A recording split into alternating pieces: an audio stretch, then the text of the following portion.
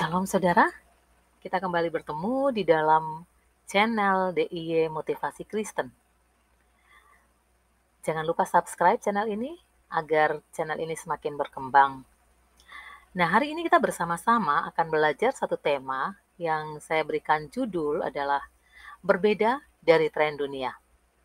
Apa yang membuat berbeda? Kita akan simak pembahasannya dari satu bagian firman Tuhan yang saya ambil dari Kitab Kejadian pasal yang ke-7 ayat 1 dan 23. Demikian firman Tuhan. Lalu berfirmanlah Tuhan kepada Nuh, masuklah ke dalam bahtera itu, engkau dan seisi rumahmu, sebab engkaulah yang kulihat benar di hadapanku di antara orang zaman ini. Ayat 23. Demikianlah dihapuskan Allah segala yang ada, segala yang di muka bumi, baik manusia maupun hewan dan binatang melata, dan burung-burung di udara, sehingga semuanya itu dihapuskan dari atas bumi. Hanya Nuh yang tinggal hidup dan semua yang bersama-sama dengan dia dalam bahtera. Nah, saudara-saudara yang terkasih, yang menjadi pertanyaannya adalah, kenapa hanya Nuh dan keluarganya yang Tuhan selamatkan? Mari kita bersama-sama melihat latar belakang Nuh. Siapakah Nuh itu? Nuh muncul dalam Kejadian 5 ayat 29 sebagai putra Lamek dan keturunan ke-9 dari Adam. Sesuatu yang penting dikatakan di dalam Alkitab adalah Nuh hidup benar di hadapan Tuhan. Nah, ini poin pentingnya, saudara. Nuh hidup benar di hadapan Tuhan. Kenapa Allah ingin melenyapkan manusia di dunia pada saat itu? Karena hanya Nuh yang melakukan yang benar di hadapan Tuhan. Sedangkan manusia yang lain, mereka mengikuti tren dunia atau arus dosa. Nah, kalau begitu dosa atau kerusakan apa yang terjadi pada zaman Nuh? Yang pertama adalah kerusakan pernikahan.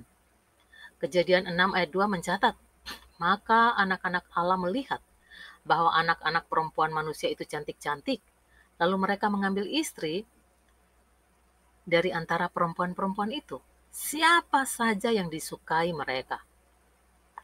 Saudara, walaupun perempuan itu tidak percaya kepada Tuhan, tapi mereka anak-anak Allah tetap menikahi perempuan-perempuan itu.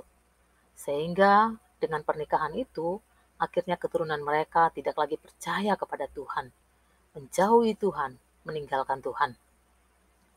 Lalu yang kedua adalah kerusakan rohani. Roh Allah tidak ada lagi di dalam diri mereka. Maka secara alami manusia merasa tidak peduli lagi terhadap kerohanian mereka. Mereka menjadi tidak peka terhadap Allah, dan hati mereka menjadi gelap dan membiarkan roh jahat bekerja. Kerusakan yang ketiga adalah kerusakan perilaku. Kejadian 6 ayat 11 menggambarkan bahwa bumi telah rusak di hadapan Allah dan penuh dengan kekerasan. Umat manusia, mereka saling mendendam, mereka saling melakukan kekerasan, sehingga kehidupan damai dan sukacita menjadi rusak, dan hidup mereka dipenuhi ketakutan. Akibat dari perbuatan yang dihasilkan oleh manusia itu sendiri. Yang salah dianggap benar, yang benar dianggap salah. Tapi saudara, kita harus bersyukur kepada Tuhan. Karena ternyata ada seorang lelaki yang bernama Nuh. Dia tetap berdiri teguh di tengah-tengah dahsyatnya arus tren dunia atau dosa pada zamannya itu.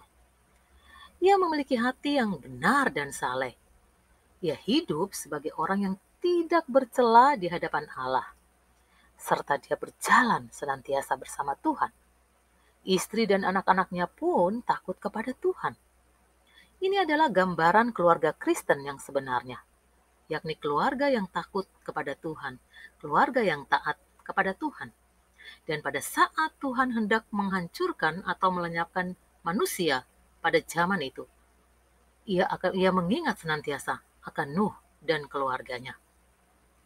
Maka Tuhan memerintahkan Nuh membuat sebuah bahtera. Tuhan ingin memulihkan ciptaannya yang sangat disayanginya, yaitu manusia, dengan hanya menyelamatkan Nuh dan keluarganya yang hidup benar dan saleh. di hadapan Tuhan. Pada saat itu Tuhan ingin mengembalikan imago Dei, yaitu gambar dan rupa Allah, ke dalam diri manusia.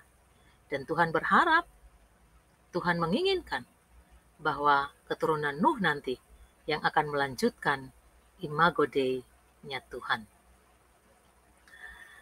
Nah, saudara, yang menjadi pembelajaran bagi kita dalam kisah ini adalah, apakah hidup kita sudah benar dan saleh di hadapan Tuhan?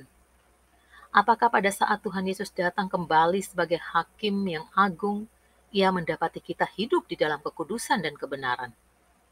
Atau justru kita sedang mengikuti tren dunia saat ini?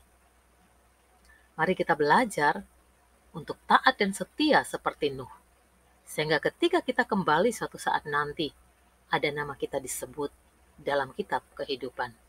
Amin.